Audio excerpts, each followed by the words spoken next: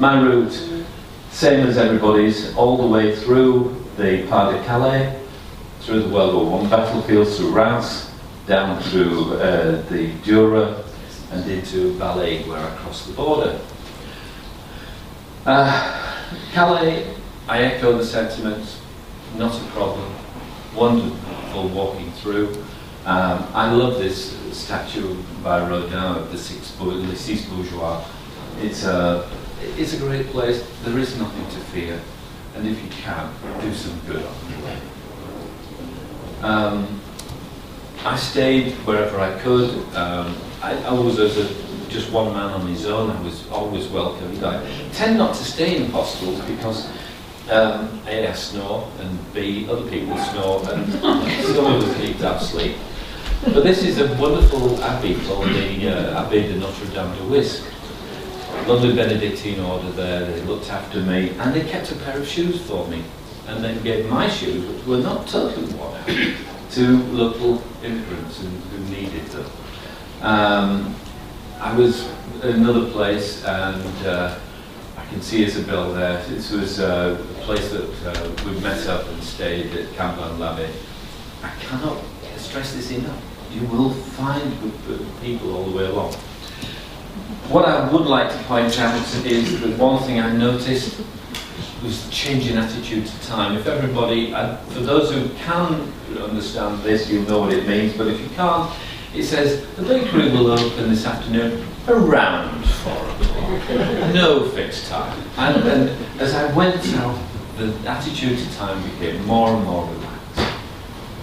The whole of the Pas de Calais, I took the route down to Guinness, and I didn't go out to Buisson, to Brown. It's a very flat landscape. This is a Central European plain. It's very fertile, big fields. Julia mentioned the fact that accommodation can be difficult in France. It is, because these fields, some of them are many hundreds of acres, and big farm machinery and few people. So everybody who lives in these villages is actually commuting to the main towns. As you can see, it's quite flat, and it's built for big agricultural machinery. The first major town you come to is Arras, and this really does start the First World War battlefields. It's a great place to go around. It's lovely, lovely to see and to go into the square. Lovely market where you can fill up on what you need. But it's really the start of something which made me very reflective.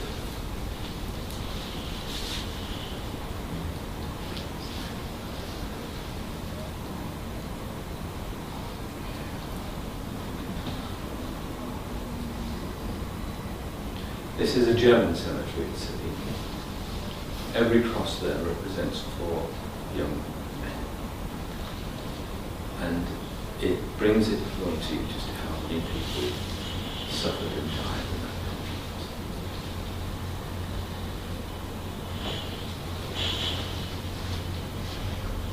But now I'm back on. It is flat. There are lots of canals. There is a lot of trade done by the waterways in France still. And the nice thing about water, it doesn't flow uphill. You can stay flat all day. No exercise needed. Just one foot in front of the other for mile after mile after mile. In some places, those Roman roads I'm telling you about, because I didn't follow the GR 145 precisely. I chose my own route. And you can see the old paving of the route, even on farm tracks, it still exists to this day. I'm walking in the footsteps of the old legionnaires and the old pilgrims, and it is great. But it is flat, and then you suddenly come across a lovely hill, which is a bit of a sting in the tail, but you get into places like Leon, when Brian did meet me. Yes, he can vouch for the fact I made it that far. And yes, there is a little bit of fun to be had even in a place like this. It's just wonderful to see a little bit of humour come in. Fauna. I just happen to like butterflies. Lots of them. And you see them all. This is a blue, which has a wonderful reputation. It manages to get its offspring brought up by ants. Very clever trick. There are many of these things, lots of butterflies all the way along the route. I love it. It just happens to be my thing. And of course, every day, and I mean this, every day through June and July, I met up with, I could see or hear these, the moccasin, the sanglier. Lovely, very cute. But then there were some that weren't so cute. I nearly sat on this thing. I have no idea whether it was poisonous, but I wasn't going to hang around to find out. So just look where you sit. Because after the Pas de Calais, you cross the end and you're into Champagne. You will see every famous name going. It's great. And you end up going through all of these vineyards. Now, a word of caution here. Trust your own navigation. The people you see coming up this track behind me are lost. They were doing the Champagne Marathon. And they saw me and thought, oh, he must be doing it too. I didn't know those words existed in French until that day, as they ended up coming back past me in order to get back onto the path, which actually went this way. But there you go. Trust yourself. Get your own navigation. Reims is, without a doubt, for me, one of the greatest cathedrals ever built. It's beautiful, and as you go in, there is a pilgrim welcome, and you will be shown all the things about Joan of Arc and what have you. If graffiti on walls, it's a rich place, and if this is graffiti, I wish more graffiti was like this. It's great when you see it. And there are lovely little things, dancing in the street, for example. This, I couldn't believe. I just wandered up, and you know, if anybody's going to have a dance in the street, let it be like this. Watch this lady in black, by the way.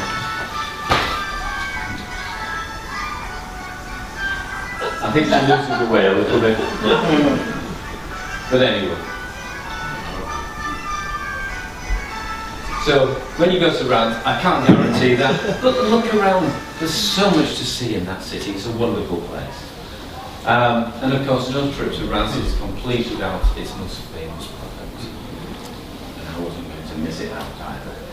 The roads are really long and hot and dusty. There is no other way out of it. They go on for mile after mile after mile after mile. And there's no, like I say, there is no way out of it. You're going to have to do this. But don't worry about it, because you come to sort of wonderful places, and probably the coolest couple you will meet on the whole thing. This is Jean-Pierre Monique-Sanchi. It's not on the exact Lightfoot route, but it's there and it's worth going to. Don't bother being the stickler to the route, in my opinion. Make your own way, find places and people like that. And pass the word on, by the way. They're great. I've got to speed up through France. Lots of lovely bucolic scenes like this as you go through, so along the Saône, through Dampierre, through Gilles, through to Besançon. And then you're into the start of the Jura, which will take you to about 1,000 meters of altitude.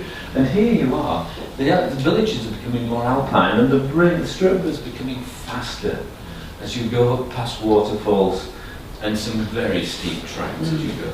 I managed to twist my ankle on this one, but it was my first day of rain. But then you leave France, and I have to say, I left the most wonderful patisserie in the world. And I know Isabelle here is Swiss, but I do actually love French patisseries more than Swiss ones. They are wonderful. This lady had what I was doing, gave me my breakfast and my lunch for free. Just wonderful. Following the old lines out until this is an invasion route in both directions, by the way. Julius Caesar heading north to invade France, and the return match was played by Napoleon heading south to invade Italy. So this is how you get out of France. This, by the way, is the border. Just think for one moment, 75 years ago, in the Second World War, anybody trying to cross that fence would have been shot. There is a house here. Oh, sorry, back one. there is a house here, and some kids were playing with a ball. Kicked the ball, and it went out of Switzerland and into France. It crossed out of the EU and into the EU. So they hopped over the fence to get the ball back. Would that all borders were as simple as that to sort out?